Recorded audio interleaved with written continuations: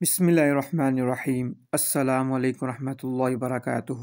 Knowledge of قرآن حدیث کے چاہنے والوں، آپ کا میزبان حافظ عاطف حسین آپ کی خدمت میں حاضر ہے۔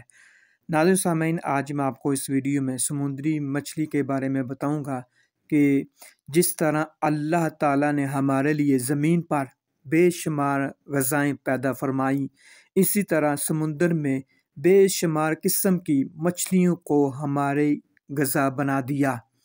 ناظرین سامعین، لوگ ہزاروں سال سے سمندری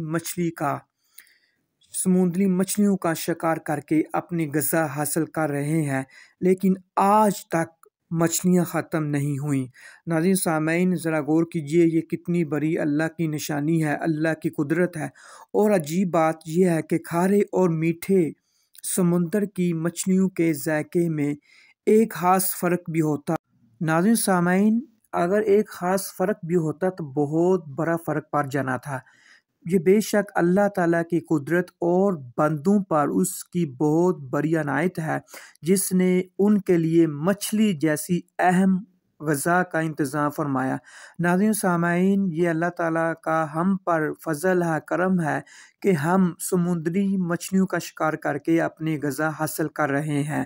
ناظرین سامعین، اگر آپ کو ویڈیو اچھی لگی، آپ لائک کیجئے، شیئر کیجئے اور میرے چینل کو سبسکرائب کیجئے۔ اس کے ساتھ اپنے میزبان حافظ عاطف حسین کو اجازت دیجیے۔ اللہ حافظ، فی امان اللہ۔ السلام علیکم ورحمۃ اللہ وبرکاتہ۔